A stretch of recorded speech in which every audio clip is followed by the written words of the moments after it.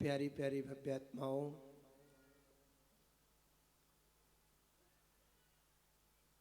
आत्म कल्याण के लिए निर्गंथ भेष आवश्यक है। संसार की अनुभूतियां तो अनेकों भेषों में की जा सकती हैं। इन चीज़ों से सभी लोग परिचित हैं। ज्ञानी भव भव में हमने राग की अनुभूतियां की हैं। राग की अनुभूति के लिए चेतन अनेकों भेष हैं, पर आत्मा की अनुभूति के लिए मात्र एक निर्गंथ रूप ही है। इसके अलावा आत्मा की अनुभूति होती ही नहीं है।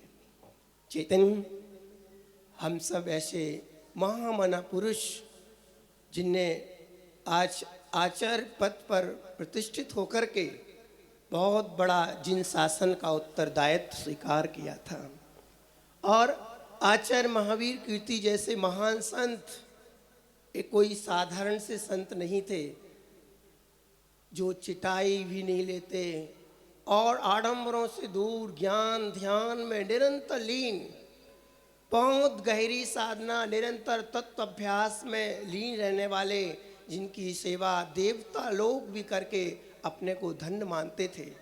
ऐसे आचार्य भगवान के समाधि मरण हो के पहले ही आचार्य भगवान को आज के दिन यानी मुनि सन्मति सागर जी को आज 3 जनवरी को आज आचार्य पद मिलना यानी अपने आप के लिए बहुत बड़ी उपलब्धि है।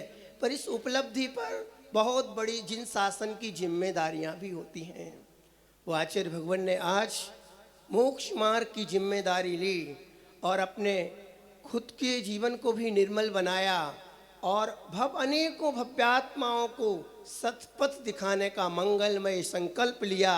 और आज वह फल है उस आचार्य पद का। वो आचार्य भगवान ने जो स्वीकार किया उसका उन्हें निर्मलता के साथ निर्वाह किया।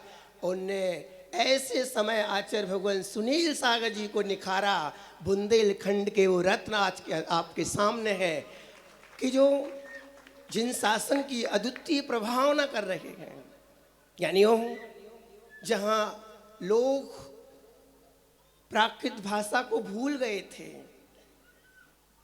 जिन धर्म वृद्धिगत हो, यानी जिन धर्म की वृद्धि वही कर सकता है, जिन धर्म में वही प्राण फूंक सकता है, वही जन जन के कानों में वो पवित्र मंत्र फूंक सकता है, जो खुद ही महावीर के पद चिन्हों पर चल रहे हों और खुद को ही जिनने अपने जीवन में महावीर जैसा बनाया हो, वही सतपथ जीवों को दिखला सकते हैं। आज अपन सब उस गर्व से भरे हुए हैं। ये गर्व इस बात का है, इस कलिकाल में जब संतों को देखने जाते हैं तो संत मिलना बहुत दुर्लभ होता है। आज आप लोगों सामान्य से जीवों को देखने के लिए जाओ, एक एक कदम पर तुम्हें सैकड़ों लोग मिल जाएंगे, बिल्कुल भीड़ ही भीड़ मिलती जाएगी। ज्ञानी राग और भोग से युक्त दुनिया तुम्हें पल पल पर मिल जाएगी। असंयम में जीने वाले लोगों की संख्या प्रचुर मात्रा में मिल जाएगी। पर ऐसे कलिकाल में भगवान महावीर के पद चिन्हों पर चलने वाले जीव अत्यंत दुर्लभ हैं। आचार्य भगवान सुनील सागर जी गुरुदेव आपके सामने हैं। आचार्य भगवान यहाँ आचार्य पदारोहण का दिवस है आज और आचार्य भगवान की समाधि भी हो गई। देखो ये समय ऐसे ही निकल जाते हैं। सब रागियों के समय भी निकलते हैं और बैरागियों के भी समय निकलते हैं। ज्ञानी बैरागी के समय ऐसे निकले कि आज सारी दुनिया सन्मति सागर जी को याद करती है और वो कुछ भवों के बाद ही सिद्धों के समूह में जो आज सिद्ध चक्र विधान कर रहे हैं, वह विधान यानी उस समूह में वो सम्मिलित हो जाएंगे, अनंत सुख का भोग करेंगे। यानी जो योगी अपने हित में निरत हैं, अपने आत्मा के हित में निरंतर निरत हैं, जिनकी दृष्टि एकमात्र शुद्ध जीवास्तिका की ओर ही है, मात्र जिनकी दृष्टि में एक शुद्ध जीवास्ति का समाया हो। चैतन्य आचार्य भगवान आप लोगों को भी देखते होंगे, पर उनकी दृष्टि ये नहीं थी कि पुरुष है, स्त्री है, गरीब है, अमीर है। अनेकों जीवों को भी निहारा जाता होगा। यानी एक साधारण इंसान होता है तो वो अलग अलग दृष्टि से निहारता है। ये स्त्री है, पुरुष है, गधा है, घोड़ा है, अनेकों रूप में देखते हैं। पर संत की दृष्टि में तो चेतन एक जीवास्तिकाय रूप से निहारा जाता है कि सब जीव चैतन्यमय है। जिनने प्राणी मात्र के प्रति चैतन्यमय की दृष्टि से देखा है, ज्ञानी वही साधना का आनंद ले पाते हैं, वही साधुता का जीवन जी पाते हैं, वही उस भूमिका में अपने जीवन को इतना पवित्र और निर्मल बना पाते हैं कि आने वाले समय में वो भी एक तीर्थंकरों की श्रेणी में आएंगे, वो भी एक दिन सिद्धों की श्रेणी में आएंगे। चैतन्य वो दृष्टि हमारे पास भी कब आए जो आचार्य भगवान के पास थी? उनने ऐसा कौन सा जीवन जिया है? चैतन्य आप कहो कि हमारी भी दो आंखें हैं, उन आचार्य भगवान की भी दो आंखें थीं। जो हाथ पैर हमारे हैं वो उनके थे, जो जैसा हमारा बोलना है वैसा उनका भी वही मुख से शब्द निकलते थे। चैतन्य अंतर सिर्फ दृष्टि का होता है। हमारी दृष्टि राग पर बनी हुई है, अध्रुव की दृष्टि बनी हुई है, और आचार्य भगवान की दृष्टि शुद्ध जीवास्तिकाय पर दृष्टि थी, ध्रुव स्वभाव पर दृष्टि थी, अपने ज्ञायक स्वभाव पर दृष्टि थी। ज्ञानी दृष्टि का बड़ा फेर है। दृष्टि जब निर्मल होती है तो चर्या भी अपने आप पवित्र और विशुद्ध होती जाती है। आप देख रहे होंगे आचार्य भगवान अपने बीच में है। आचार्य भगवान सन्मति सागर जी तो चले गए, पर अभी सामने आपके मौजूद आचार्य भगवान विराजमान है। सिंहासन वही है जिस सिंहासन पर आचार्य भगवान विराजा करते थे। वही सब कुछ है, वही महाव्रत है, वही तपश्चर्या है, वही त्याग है, वही संयम है, और वही दृष्टि है। चेतन हमें भी उनसे शिक्षा लेना है कि हे भगवान आपने ऐसी क्या दृष्टि बनाई? तो आचार्य भगवान ऐसी कौन सी दृष्टि में रहते हैं जिस वजह से वो आकुलित नहीं होते, किसी रूप से क्लेश को प्राप्त नहीं होते, किसी भी चीज के प्रति आकर्षण नहीं पैदा होता। कितना भी संसार का वैभव सामने आ जाए, जयकारा की जाए, खूब स्तुतियां गाई जाएं, फिर भी वो अपने से दूर नहीं होते। आप देख रहे होंगे आचार्य भगवान जब से हम लोग किशनगढ़ से आ रहे हैं, किशनगढ़ से रास्ते में एक दिन ऐसा बाकी नहीं रहा जहां आचार्य भगवान के चरणों में हजारों लोग उपस्थित ना होते हों। हर जगह पंच कल्याणा विधान, बड़े बड़े आयोजन, इन सब के मध्य में रह कर के भी अपने आप की ओर रहना ये बहुत बड़ी कला है। ज्ञानियों वो दृष्टि यदि गृहस्थों को मिल जाती है तो गृहस्थ भी निष्पाप जीवन बना लेता है। गृहस्थी के भी बहुत सारे पाप कम हो जाया करते हैं। सिर्फ लक्ष्य बनाना है। चेतन हम जब शुद्धोपयोग की भावना करते हैं, एक साधारण सा गृहस्थ शुद्धोपयोग की भावना करता है और मुनिराज शुद्धोपयोग में जीते हैं, ये अंतर हुआ करता है। चेतन हम भी वो शुद्धोपयोग की भावना करें।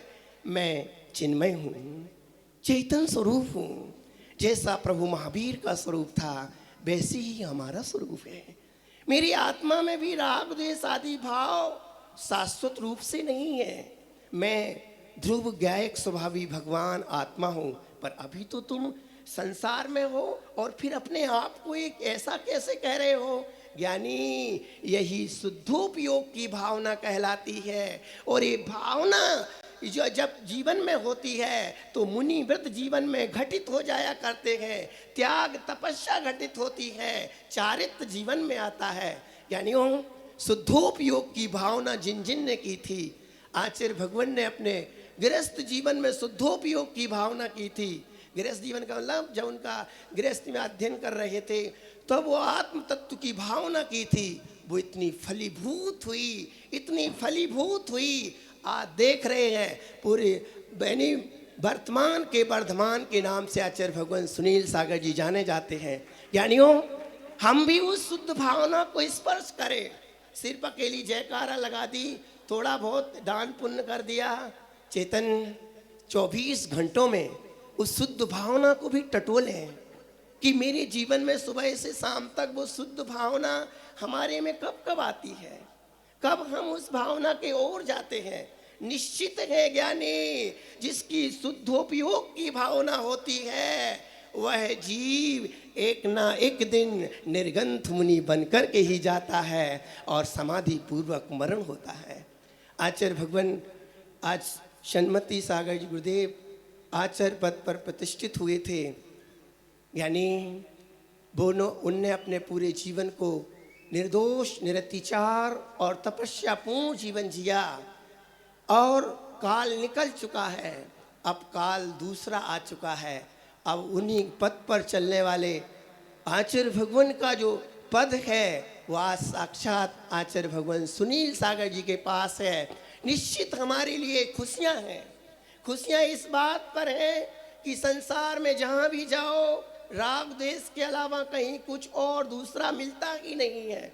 ऐसे विषम परिस्थितियों में भी यानी आत्मा की ओर ख्याल कराने वाले हो चैतन्य, अपने निज आत्मा का भान कराने वाले, तुम कौन हो, तुम्हारा स्वरूप क्या है, तुम्हें रहना कैसे है, तुम्हारा जीवन क्या है, तुम्हारा भविष्य किस रूप में हो, तुम भविष्य में क्या बन सकते हो।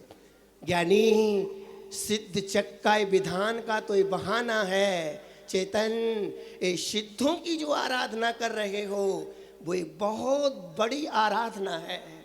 दुनिया में सबसे बड़ी आराधना यदि कोई है, आप लोग शादी कराते हो, हजारों लोगों को बुलाते हो, उसमें कोई पुण्य नहीं बनता है, एक लोक व्यवहार निभाना होता है। पर ये जो आयोजन जिस परिवार ने कराया है, सामने विराजे हैं, जिस परिवार ने कराया है, आप सब इसकी अनुमोदना में आप सम्मिलित हुए हो और भगवान जिनेंद्र की आराधना, और वो भी जिनने सिद्धों को अपने हृदय में बसाया है। चेतन आचार्य भगवान सिद्धों के पड़ोसी हैं। किसके पड़ोसी हैं?